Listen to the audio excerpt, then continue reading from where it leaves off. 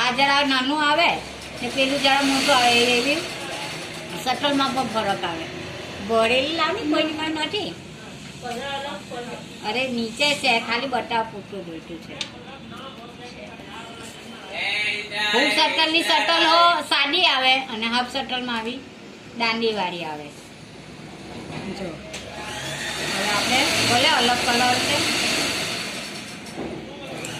આ તો ખાલી બતાવ પૂરતું છે આપણે. એટલે જો આવી રીતે બસ સોય નાખી દેવાની. આ મશીન અમારા અહીંયા ખોટું જ રહેશે, પ્લેટ નહીં રાખતા. હવે આવી રીતે બે પ્લેટમાં દોરો ફિટ કરી લેવાનો. આમાં પછી નાખી દેવાનો દોરો, પછી આમાં દોરો પોઈ દેવાનો. એટલે દોરો પોજો,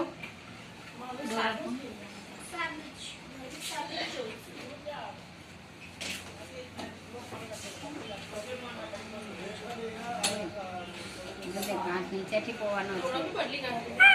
હા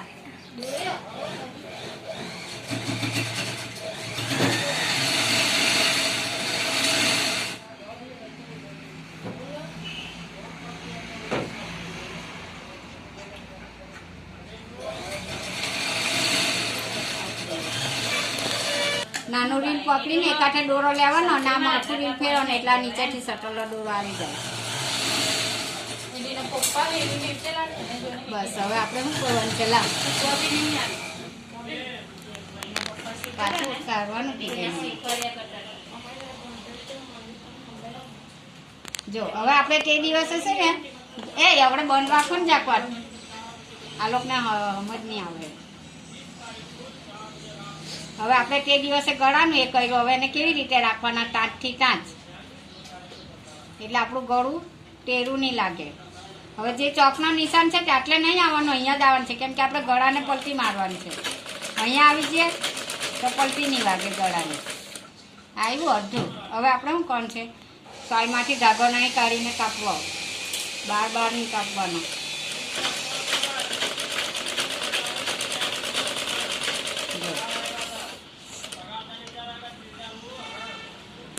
હાફ શટર છે, મશીન ખટખટ તો આવે અવાજ.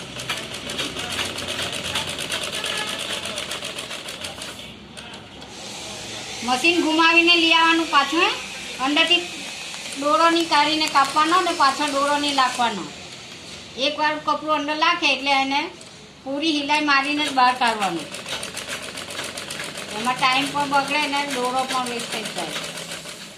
જો આવી રીતે ધારો કે આપણે આ આગળનું ગળું બેહાડી દીધું, એવી રીતે આ પાછળનું બેહાડી દીધું ને બે લગાવી દીધી. એ ટાંકડી મારી દેવાની, વચ્ચે મશીનમાં ટાંકડી નહીં આવી જોઈએ, નહીં તો સોય તૂટે. હવે જો તમે વીખે છે ને એટલે મેં જાણી જોઈને આ વાંકું ચૂકું મારનું છે. હવે તમારાથી આવું વાંકું ચૂકું મારે તો તમારે એને ફરી પાછું બરાબર હીઠું કરી લેવાનું. મેં જાણી જોઈને વાંકું ચૂકું મારવું છે એકવારમાં. આ થયું. હવે પછી આપણે કાઢી નાખવાનું છે આમાંથી દોરો, જાક લાંબેથી ખેંચવાનો. હવે પછી આપણે શું કરવાનું છે, બોડીનો ભાગ સીધો રાખવાનો, ઉપર ગળું ઉલટું ને કાપડમાં છુપાયેલું રાખવાનું. તમે નેટવાળું હીવો મોટાનું તો પણ આપણે શું કરવાનું છે, આવું ગળું કાપડમાં છુપાઈને રાખવાનું. પછી આવી રીતે કાંચ મારવાની. કાંચ ક્યાંથી મારે, પૂરી કેચી નહીં ચલાવવાની, અહીંયાથી આપણે આવી કાંચ મારવાની છે અણી પર. આપણે સિલાઈની તી બાજુ નહીં જવાનું, નહીં તો સિલાઈ તૂટી જાય. હવે આને આપણે શું કરવાનું છે, જો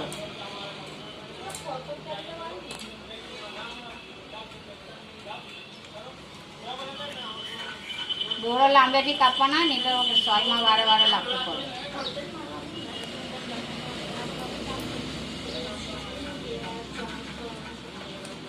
બસ હવે આવી રીતે આપણે કોર્નર પર લેવાનું છે. કોર્નર પર કેવી રીતે મશીન આવે, તમે ગમે તે ચલવેટ નહીં આવે. આ જે 2 જીબી છે એ એક મશીન પર રાખવાની, એક કાપડ પર રાખવાની, એટલે આપમેળે કોર્નર પર મશીન આવે. પછી હું કોર્નર પર કેમ ને ત્યાર કે ભાઈ કોર્નર પર મશીન મારો તો તમારે આવી રીતે મારવાનું. કાપડ ખાલી 2 ની વચ્ચે જ રહેવું જોઈએ.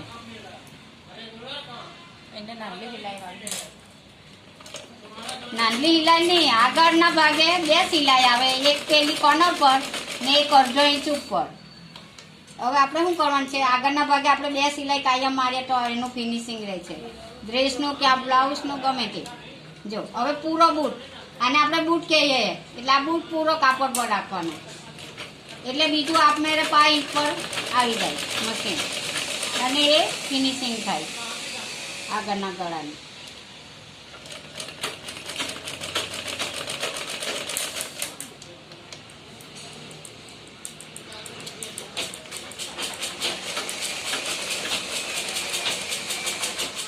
આપણે નાની છોકરીનું અમરેલા ફ્રોક બનાવીએ છીએ. જો હવે આ ગળું કેવું મસ્ત.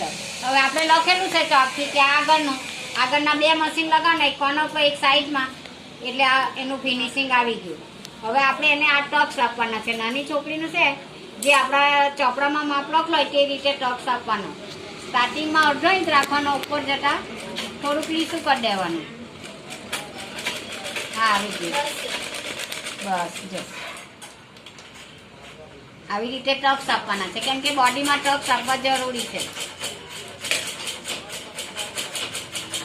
બસ જો આ આપણે એક ભાગ તૈયાર કરી દીધો આગળનો. ધારો કે ગળું લગાડી દીધું, એક ટક્સ મારી દીધો, હવે આ બીજો ટક્સ મારી દેવાનો. એવી રીતે આ એક ભાગ તૈયાર. ત્યાર પછી આ આપણે પાછળ આ બેને લગાડેલી છે તાંતળી 2. જો કાચ મધ્ય બિંદુ પર, કાપડની ટાંચ, આ ગળાની ટાંચ, ટાંચથી ટાંચ પહેલાં અહીંયા મારી લેવાનું, ફરીને પછી ગોળ ગોળ મારી લેવાનું, પછી કેચીથી ટાંચ મારીને પલટી કરી દેવાનું. ત્યાર પછી જે આ ટાંચ છે એમાં તમારે ટક્સ લઈ લેવાના. ત્યાર પછી આપણે આને સ્કર્ટ જોડી શકીએ, અને પછી બાય મૂકો તો બાય એ પડી પછી બતાવું.